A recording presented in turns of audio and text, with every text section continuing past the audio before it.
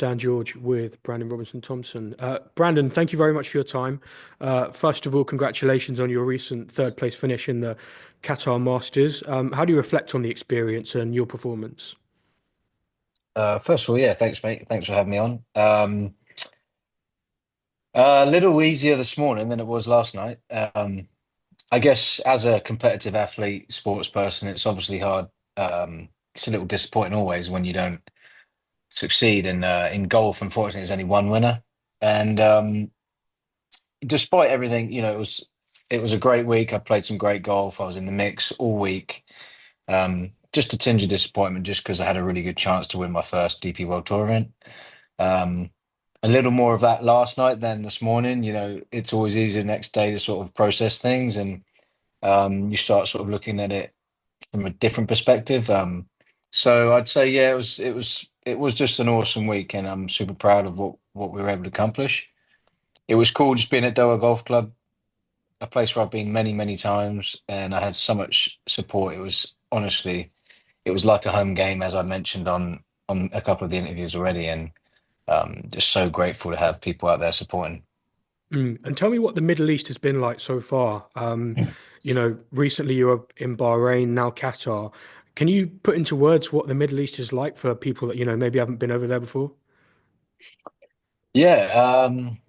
So maybe I'll start in. I could start maybe in UAE where we started off 3 weeks ago, and I was there for the Desert Classic, even though I didn't play.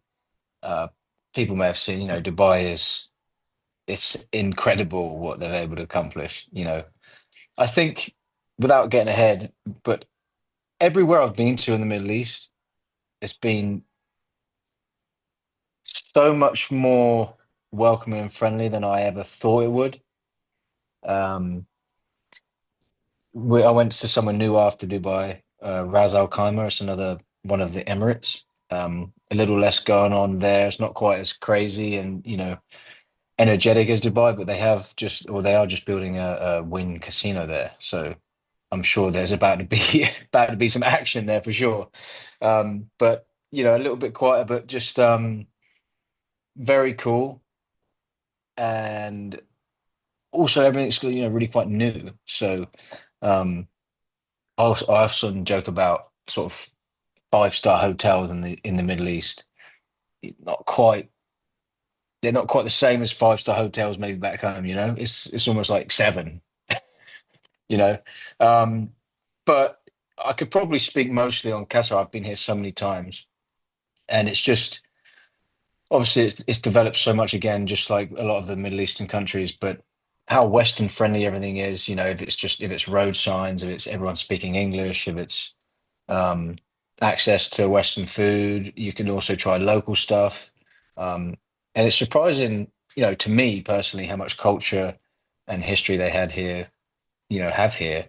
Um, so whether it's me being able to explore like old Doha, whether it's, there's so many things to do, and it's almost, I would actually almost say, a holiday destination. You could actually come here on holiday, Obviously, I actually came here for the World Cup, actually, which was spectacular. But just on the Middle East, I think sort of just pushing home on how friendly and open and accessible everything is here. And this is your first year, right, on the DP World Tour, is that correct? Yeah, yeah. Yeah, and just how are you finding that experience and traveling around the world? I can say that as fairly new to golf myself, the courses back here are fairly damp and wet and not particularly pleasant sometimes to play on at this time of year. But are you just loving the experience of playing in the heat over there? Yes. Short answer. And I'm just filled with gratitude, and it's something I've always dreamed of doing from a young age. When I thought I was able to sort of do it, when I thought being a professional golfer was something achievable, it always seems so far away. But you don't be afraid to dream. So being out on the DP World Tour, I did play out on the Challenge Tour, or now the Hotel Planner Tour, last year, which you do a lot and very similar traveling just for a fraction of the prize money.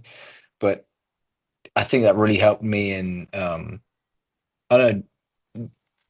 I've always liked visiting new places and learning culture and stuff, but it's that traveling every week, flying, getting comfortable in cultures, staying in different places. There's so much more to it than you see, us just going out playing golf and making money. I mean, there's so much more to it. Whether it's traveling, whether it's getting ill in foreign countries, whether it's not having access to decent food because you're somewhere crazy, or it's still a privilege to do what we do. There's just so much more that goes into it. But having said all that, even so, it's something that I absolutely love doing, and I'm so grateful to be able to do it. Mm. And tell me about that round in Bahrain where you set the course record. That round looked really special, and I know obviously it didn't quite go to plan on the final hole. But just tell us how you reflect on that round in particular. Yeah, I came off missing the cut the week before, but I used the second round at that event to really build and try and gain some confidence, and maybe just I never quit on a round, and I'm always trying to get something out of a golf round, whether I'm making the cut, missing the cut, or whatever it is. And I made like 8 birdies in the second round, and I missed the cut by a couple, but I used that momentum and that confidence of, okay, I got it going last week. And I mean, again, I wasn't, I can't say I was expecting it, but it was sort of just a bit of a confidence builder from the week before. And the round itself, I mean, to shoot something like that, to shoot 11 under with a chance to shoot 59 on a par 72, um, you've got a whole lot of putts, and I hit it great. I stayed I stayed patient all day. Um, I got it going early, made a couple of eagles on the front, and had a good couple of chances even after that I missed. But it was just, going low with the ability to keep going low, I think is something that I think maybe you have to learn how to do. And just being comfortable at being in 7, 8, 9, 10 under par, I think it's a skill that you have to learn to be able to do more and more. Again, like you said, it didn't quite happen on 18. I went for it a little bit. I was like, what's the difference? I might as well try and make it. 59. It's pretty historic and mm, once in a lifetime kind of thing to be able to achieve. But it was close. I hope, and I'm sure I have another chance to do it again soon. And obviously, one thing with the sport, and I guess the DP World Tour in particular, is they're so public about prize money and stuff like that. And we've seen the numbers for what you've would have, won about Hmm. 150,000 it's euros, it says, for winning, coming third place in the most recent one. Just tell Hmm. us a little bit about, I guess, how life-changing is this for you, this opportunity to be on the DP World Tour, and how much would you say that the prize money has changed your life since you've, started to come on and have the success you have? Yeah, immediately it hasn't changed at all. I mean, quite Okay. frankly, I come from very humble beginnings. A single parent home. We grew up in council housing, and money has never been a thing I've had access to. So, and it's therefore never really been something I've really wanted. Um, I just always wanted to do something I really love to do, and through my grandparents, especially my granddad, like I found golf, and that's given me the vehicle to be able to do what I love to do now. I'm not naive to the fact that it helps and it makes it when you perform, you make a little bit of money. Um, I think, like I said, immediately it changes nothing, honestly. Um, I think maybe looking ahead into the future, what I get excited about a little bit is the opportunity to sort of help and change people around me and their lives. Um, Again, I've never had money, so it's not really something I ever really wanted. So it's not really a driving factor for me personally. But again, like I said, I'm not naive to the fact that when I do play and perform well, it's a byproduct of that. Yeah.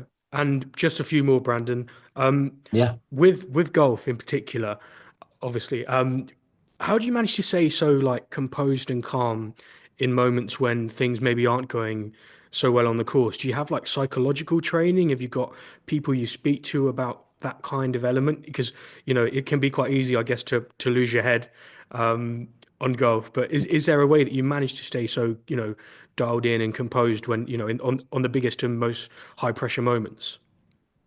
Yeah, I think honestly, I do think people have different ways of dealing with that. Um, but for me personally, I've always found a safe haven or refuge, I guess, in just enjoying myself. And I think it's clear when I'm out there, no matter the situation, the scenario, winning, losing, I understand that I'm playing golf and what a privilege it is to play a game for a living. And there is a million and one things I could be doing, but I'm living out my dream. And I get annoyed and um, I guess pissed off. I don't know if I can say that, but I mean, just as much as anyone. And I'm not saying I don't. I just have a really clear understanding that things happen, and I have full acceptance of the good, the bad, and the ugly. And I think if I always try my hardest to enjoy what I'm doing, then I think that, well, I know that I've found a way to deal with pressure through just simply enjoying what I'm doing. Mm. Yeah. And what do you want to achieve in the upcoming year, 2025? Have you got any things on a list that, you want to be able to tick off by the end of the year? Yeah, I mean, I'm not going to go through my whole list of wants and needs or goals or whatever, um, even though it's probably a good thing to sort of say them out loud. But I think you have, sort of a main or top goal I would have of mine would be to gain a PJ Tour card through the DP World Tour, and that would mean finishing top 10 on the Race to Dubai. Now there's a lot. I have a lot of other goals, which if that goal is reached, all of those other goals have like they would be reached in as a byproduct. I have some performance goals, not just some results based goals. I just want to improve certain areas of my game. Um,